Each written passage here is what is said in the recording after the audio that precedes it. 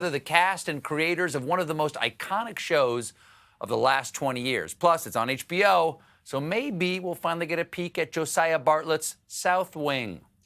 I'm talking Martin Sheen Peen.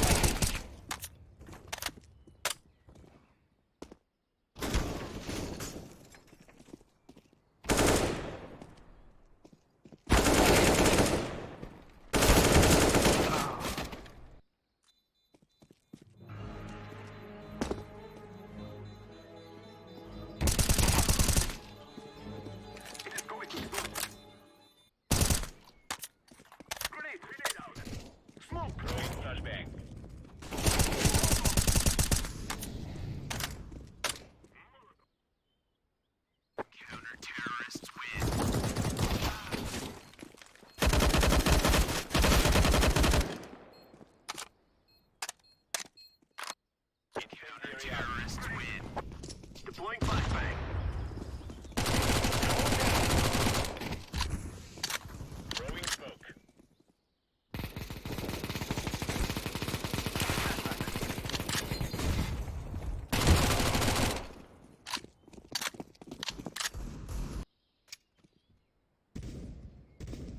Bomb has been planted.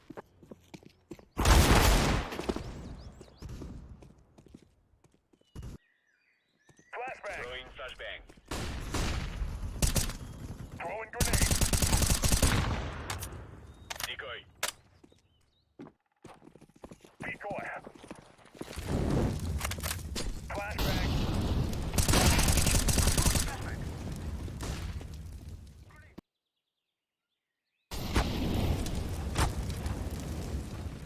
Fire in the hole. Laying down smoke.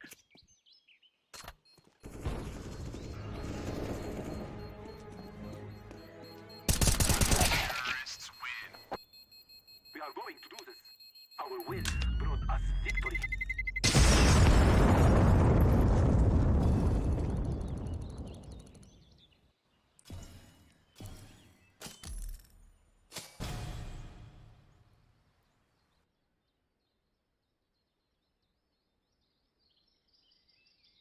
Martin Sheen, Aaron Sorkin, and Bradley Whitford.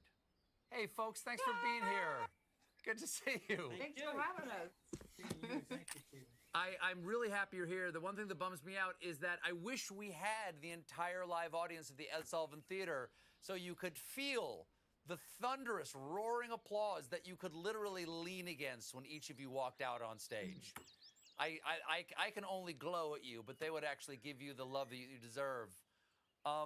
Aaron, West Wing fans are giddy that you put together this West Wing special, but you're being adamant that this is not a reunion. What does that mean, that it's not a reunion? That's right. It's not a reunion show. Reunion shows have a certain stigma attached to them that you feel like it's going to be a very Brady Christmas. So over the years, I've resisted the opportunity to do a reunion show. But this opportunity came along to do something at a crucial time for when we all vote. And so while it is a group of people coming back together after having not been together for a while, it is not a reunion. It has a purpose. And what we've done, my producing partner on the West Wing, Thomas Schlamy, was also our principal director. He's taken an episode of the show and he has restaged it as a play. Haven't changed a word. He's just restaged the whole thing as a play, and then we shot that play as if it were in the style of a modern Playhouse 90. So, again, not a reunion show. It's something else. I don't know what to call it. So you guys are in character the entire time. We are doing an episode of the West Wing. Sorry, go ahead, Brad. No, I was just going to say we are, however, now doing the Brady opening credits. Right. Thank you. Because for a moment there, it sounded like Aaron was talking smack about the Brady Bunch, and I'm not going to sit here and let him run down an American treasure. No. I'll be honest with you. I was a little disappointed with the second reunion. The first one, out of the park.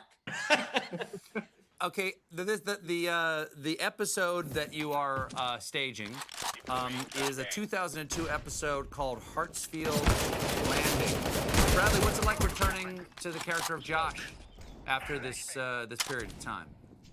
Oh my God! It was, I think, emotionally lovely for all of us to go back. There's a little. I have a little vain fear that people are going to wondering who the old fisherman playing Josh is, but we love. I'm not just saying this. I really think the key moment that had chemistry come together was Martin, because we feel such affection and protection for him as our characters do.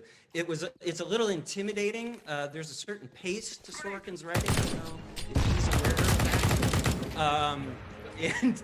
And you could feel, like, for a second, you'd be like, oh God, did I lose this? And then you could see in others when you were riding the pace of the words. And all of us got to ride Aaron's writing like a glorious motorcycle. And it was great to have that feeling.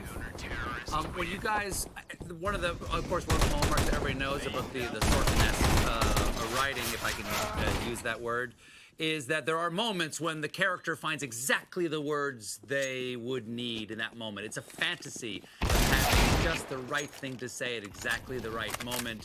When you were reading the script throughout those seasons, would you go through and, like, see a full block of text on the page and go, I have one of them this episode? Did you guys go through that?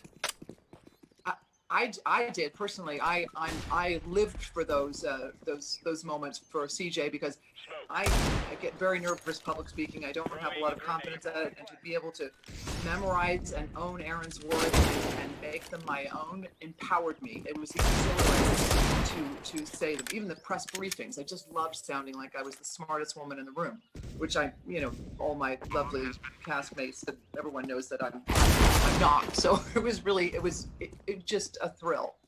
Martin, I have a question for you from a super fan who was on the show last night. It's Mr. John Bon Jovi asked me to ask you this question. He said, I'm a fan of John Bon Jovi as well. He said, President Bartlett was my man. What's President Bartlett doing in retirement? Well, Bartlett is in retirement, but I'm still at it. Richard, what about some of the other characters? Richard, what's Toby doing these days? What did Toby go on to do? Well, in the fictional world, I would imagine that Toby would have gotten so apoplectic about the political situation in this country that he would have gone back to a more of a grassroots situation and maybe taken out a specific enemy, say Lindsey Graham of South Carolina. He would go down and join and help the candidate, in this case Harrison. He would go and help one candidate surreptitiously without being visible. Kind of in the basement, he'd write him speeches and yell in his earpiece during debates, so that we could have one victory. He'd be focusing on one important victory, I think. Well, Toby was a speechwriter. Aaron, as a writer yourself, what do you think of the plot of the year 2020?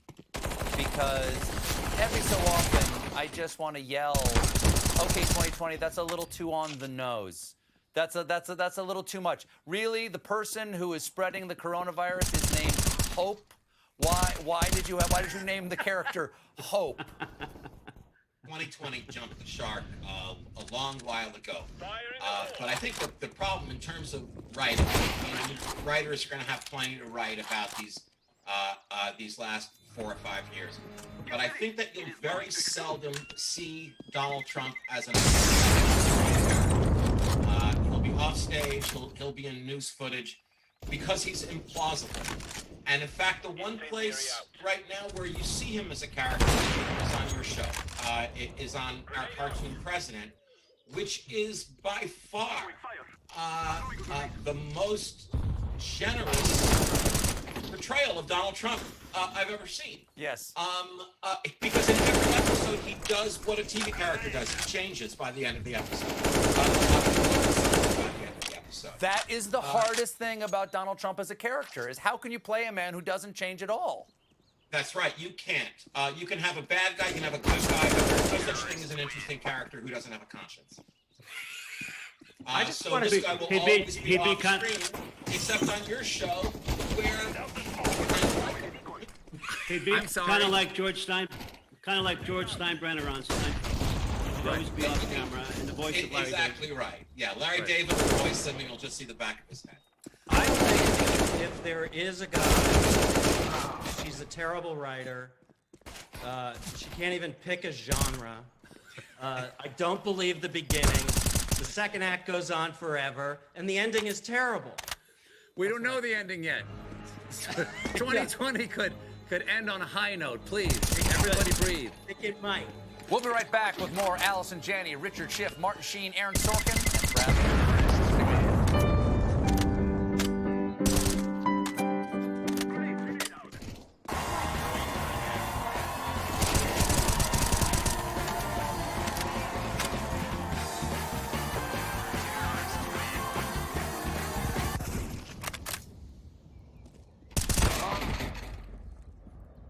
Flashback. Counter-terrorists win. I'm planted. Bomb has been planted.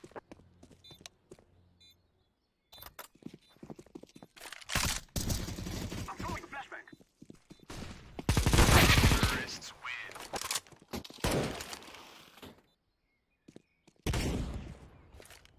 I planted the bomb. Bomb has been planted.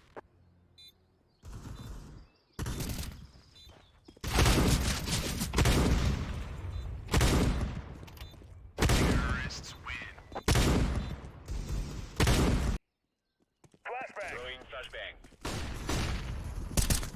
Throwing grenade. Decoy.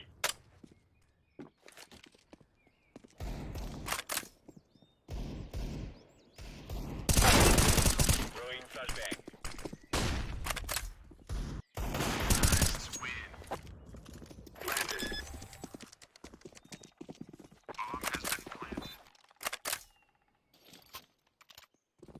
Decoy. Flashbang. Flashbang. Grenade. I'm throwing fire. Flashback.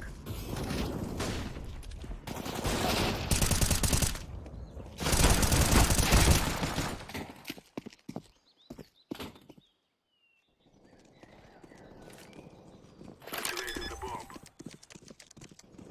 Bomb has been planted. Throwing fire. Deploying flashbang.